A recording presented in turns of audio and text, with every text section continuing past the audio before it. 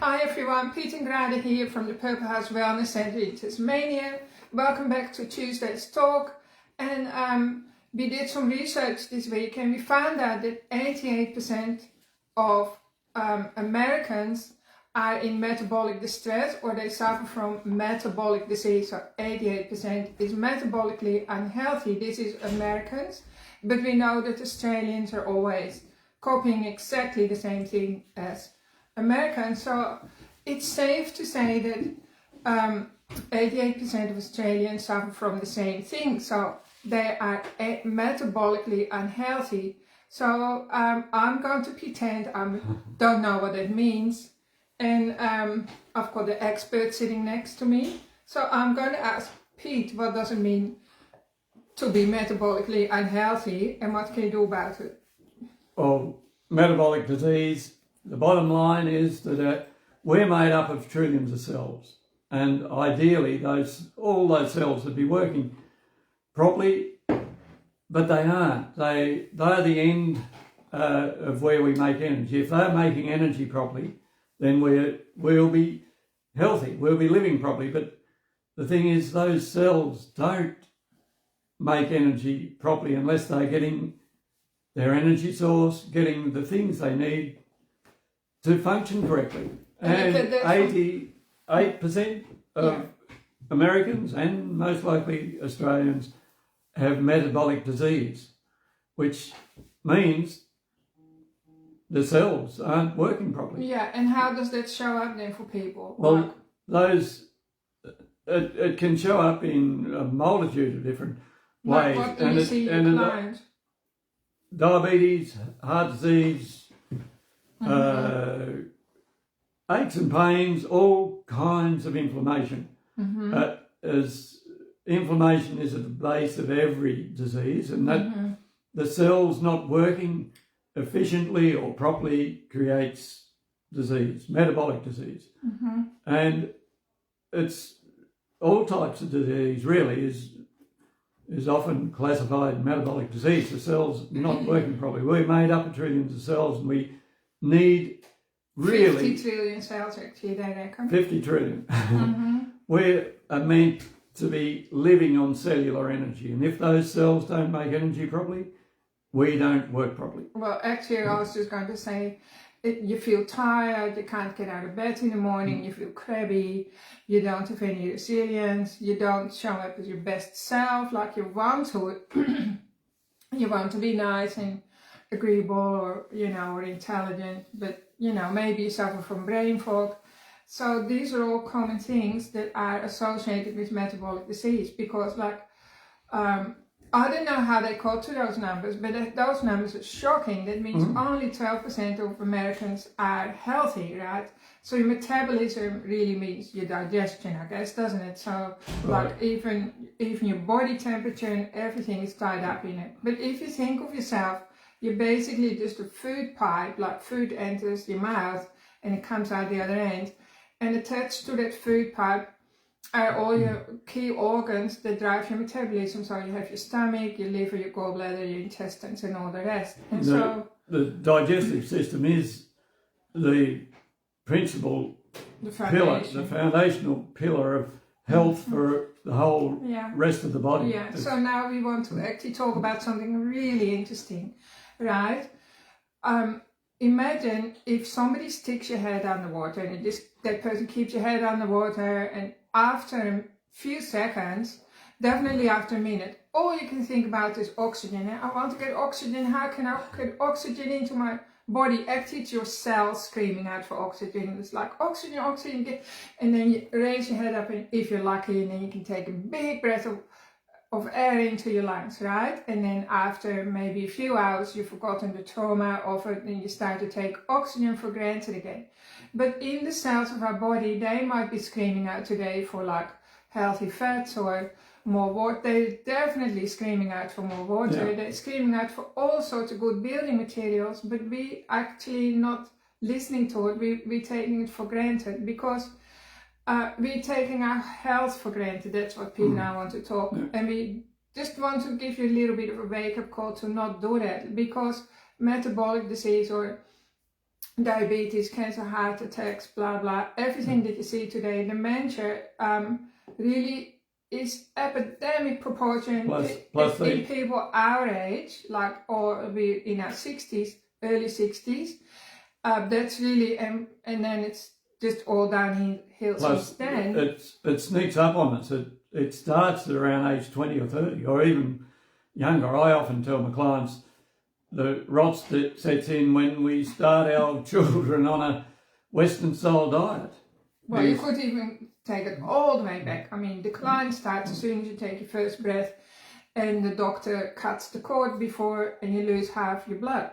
Babies lose half their blood. Or because the placenta, they cut the cord too early. That's a common practice, or if the mum wasn't taking iodine during pregnancy, the baby wasn't getting it for good brain development. But this is how dark Pete and I get, because we see everything and we know everything pretty much, because we've been working in the health field for decades now. We've seen everything in our clients as well, from young to old. So what can you do about it, right? So listen, your body starts to decline after age 28. It used to be age 28, that's when you're peak performance, and after that it slowly but surely loses some of its natural resources, but it's still really happy to give you a new body every year. Like, it's still always regenerating.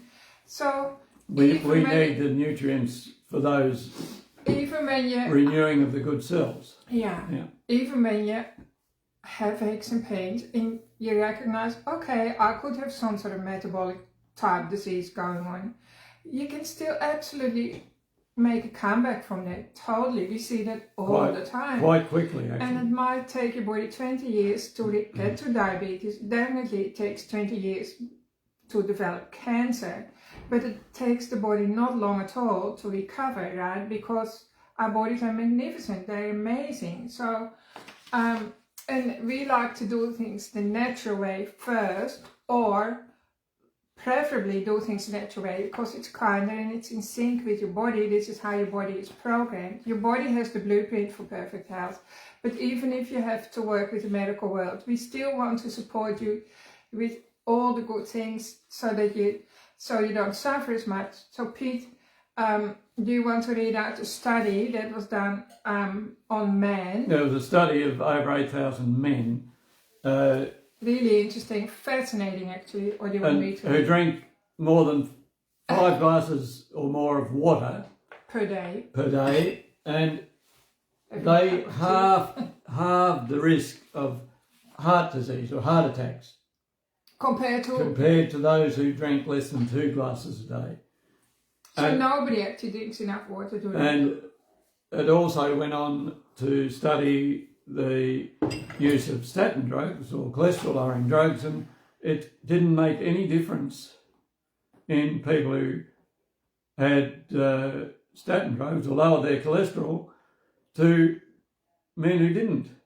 So there was no difference in. No, so it didn't improve their heart attack rate at all. That's right. So people who were put on statin drugs for prevention, it didn't help. It didn't work. So they suffered as many heart attacks or fatal heart attacks as people who didn't have statin drugs. So I think that's really important information that should be out there. And water really is the only thing that thins blood. Mm-hmm. And these days, when I'm looking at people's blood under the microscope for the last couple of years, it's nearly always sticky. And ideally, accident and emergency departments would have a microscope to look at people's blood who come in with chest pain, because they'd probably most likely see a thick blood, and they just need to dilute the blood so the heart can pump it a lot easier, and it wouldn't. Mm-hmm. But don't you see in hospital, like, they often hook you up to a bag of saline water, and people usually feel better anyway, don't they? They usually feel. It's usually the first thing they'll do is hook you up to a saline drip. I'm not saying that it's going to cure everything, but it instantly gives people a lift. So you may as well drink salt water yourself, right? Which is another thing we recommend, that you put like a sprinkle of unrefined, healthy sea salt or Himalayan salt, in your drinking water and on your food. Quarter teaspoon for every litre of water you drink is what we recommend. All right. So, And the cells making energy, we make energy out of sugars or fats, and we make 10 times the amount of energy from a molecule of fat than we do from a molecule of sugar. that's so fascinating. So we don't need to eat anywhere near as much. So people who want to lose weight need to eat more fats. You have to eat more fats. I always forget that. Yeah. I went from 72 to 64 kilograms over 6 months when I went on a low carb, high fat diet. And how much butter did you eat? I was eating about 5 or 6 blocks of butter a week, I would say. And having lots of cream. I have half a tub of cream. I'm not saying you did coffee, but this is my morning coffee and it's got cream in it. So it's organic black coffee with a big fat dollop of cream. So don't drink low fat. Any low fat products or zero products are very detrimental to your health. And anyway, so I just quickly want to say, why are we so sick then, when in the past people died from the flu, they died from pneumonia, from the appendix, they died from inflammation, they died from all sorts of things, didn't they, Peter? Yeah. TB, like Pete's grandfather, his father's father, when he was 3, he basically nearly lost his entire family, from his mom, dad, and 2 siblings from a disease, either TB, tuberculosis or something else, so that left him orphaned with 2 other little siblings. And of course, I mean, shocking. When I migrated, Pete's grandfather was still alive, actually. He was close to 100. But there was always like a real sad aura around him. That's what I thought anyway. Peter didn't know that, but because you used him, you didn't know him any different, but I could definitely feel that. So people died from all sorts of diseases that we don't even worry about anymore. But actually, I feel like you should take better care of your body. Like if you get the flu, right, really rest and have foam broths and have hot baths and stay in bed for a week or for a few days anyway. And don't just treat your body like garbage, that it's just going to recover, taking it for granted, because we shouldn't take our body for granted, right? It's usually till something breaks that we wake up, and then if animals get sick, they often go and lie down under a tree for a few days and then they recover. They don't even go in the sun, right? Yeah. So anyway, I've had a big health journey myself. I don't really want to talk about it, but I remember that I was paralyzed, and when I was able to sit up again, I had to sit in a wheelchair, I couldn't walk, and I had a colostomy bag and a catheter, right, because of spinal nerve injury, nerve damage. And I used to think, oh, please let me be able to go to the toilet. If I can go to the toilet again one day like a normal person, I'm just going to be so this and that, whatever. I made myself a promise. I'll never complain again, or something like that.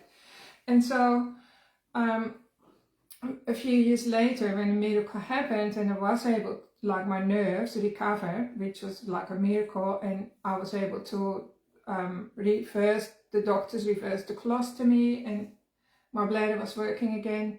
It didn't take long at all, probably less than a month.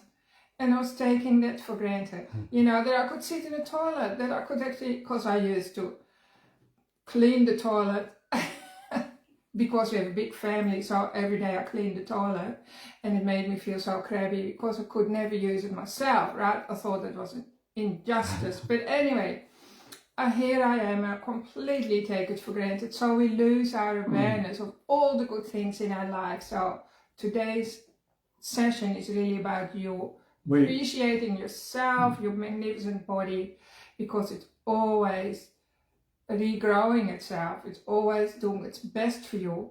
And so and not take it for granted. Look after it. And you do also realize, you know, that there is like so much misinformation out there, so much confusion information. People just don't know where to turn. And so that's why I want to tell you about Peter, of course. I've got a point here, because Pete, He really helped me to recover from my accident, and he's helped thousands of clients get to the bottom of their problems and issues, and help them out of the confusion, because Peter does really practical tests, and it's called full health. These days we call it a full health audit. You know, like how if you have a business, you have to do an audit of everything, what's coming and what's going out, and it has to be, nothing can be skipped. Well, when Peter does a full health audit with you, he doesn't skip one tiny little thing. So he runs a series of tests. You're in the room with him. He'll tell you exactly what he finds. He'll explain it. Plus you get a report. Plus he will suggest lifestyle or dietary modifications, but usually they're easy, aren't they, Peter? They're fairly simple. Yeah, they're not really like super, they're not drastic. And then pretty much everyone, without fail, needs the Ultimate Vitality Boost package. So there's a free ebook online that you can download for free. It's got heaps of information where we explain everything. So we put this together, so that's called Beat Flow, which is so popular. Like we ran out of Beat Flow. Probiotic. Beat Flow keeps your liver and gallbladder healthy, and your tummy, of course. Replenishing good gut bacteria every day is essential for good health. And fabulous enzyme, Omnizyme. It's got all the enzymes in it your body needs. And if you don't know about enzymes, I've got written articles. This fellow for the thyroid to function optimally, and every cell of the body needs that as well. And because it's put together as a package, you get a discount rather than buying all four separately. Because we realized everyone needs those four pillars to support your health, really, aren't they, Pete? Yeah. They really help everyone's metabolism, right? So, but not everyone is the same. But this is one thing we all have in common, the same as we all need to drink water, we all need to breathe in air. It's not like you don't need to breathe air, but I do, we all do. And that's the same basically with the Ultimate Vitality Boost. This is the absolute bare minimum that you really ought to be taking today, because today we're not living in a natural world anymore, right? Like we're sitting behind the computer all day, and there are toxins everywhere. If you went without 1 cup of coffee a day, you'd be covering the cost of that Ultimate Vitality Booster. Daily cost. Yeah. So, okay, I do recommend everyone to see Pete at least once a year for an annual health audit. That would be awesome. Then you can like have quality of life well into your hundreds, possibly. I mean, why not? Let's see if that works. Because, you know, lots of people retire at 60 to 66, and then they reckon we can expect to have another 20 to 40 years. But what people don't realize is that looks good in the numbers, but a lot of people spend 20 years dying, really, don't they, Pete? Well, sad to say, it's true. Their health goes downhill quickly. Yeah. So it's not 20 years of quality of life. No. And I mean, of course, everyone deserves that. So please check it out. Put the link below the video in the article. Check out the Ultimate Vitality Boost as well. Because you'll feel so much better when you take it.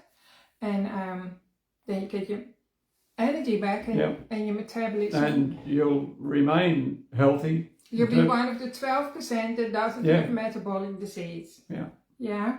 Thanks for listening, everyone. Really appreciate you being part of our community. And if you have any questions or anything that you want answers to, send us an email. Emails are usually looked at. Or a message on our Purple House Facebook message. Yeah, or you can ring our team, and we're open literally to see you here every Tuesday, Wednesday and Thursday. Thanks for listening. Bye for now. Okay, bye.